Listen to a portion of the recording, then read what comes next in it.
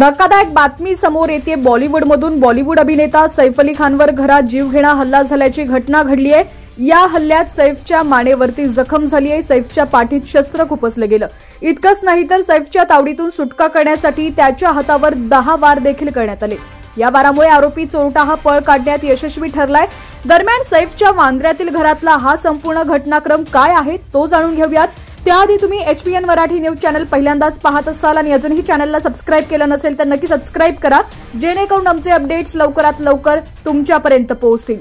सैफ अली खानच्या वांद्र्यातील घरात पहाटे 2 वाजता ही संपूर्ण घटना घडली आहे। त्याचं झालं असं की चोरटा पहाटेच्या सुमारास सैफ अली खानच्या घरात घुसला होता। यावेळी घरात चोरी करत असताना सैफला जाग आली होती। यावेळी सैफने मास्क घातलेला चोरटा पाहताच हा संपूर्ण घटनाक्रम घडला। यावेळी सैफवर चोरट्यानं चाकूने धारदार वार केले।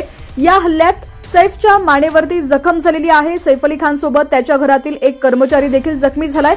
या घटनेनंतर चोरट्यानं पळ काढला होता। दरम्यान या घटनेनंतर सैफ अली खानला लीलावती रुग्णालयात दाखल करण्यात आलं होतं।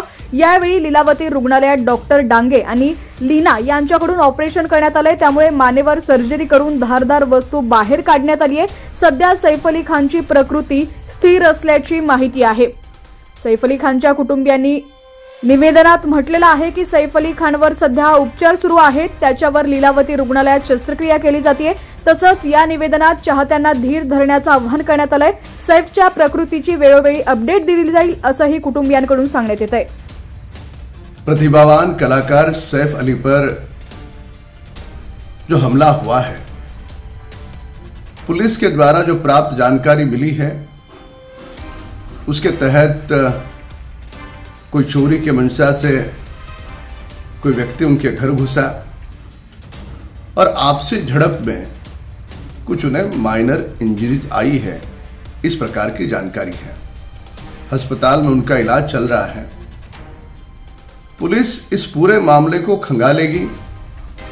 आरोपी की क्या मंशा थी, क्या वो चोरी के बहाने से आया था या इसके पीछे और कुछ कारण थे, किसी को भी बख्शा नहीं जाएगा। और इस प्रकार की घटनाएं आने वाले भविष्य में न हो, इसकी भी पूरी तरह से पुलिस की जिम्मेदारी है और पुलिस इसका पूरी तरह से ध्यान रखेगी।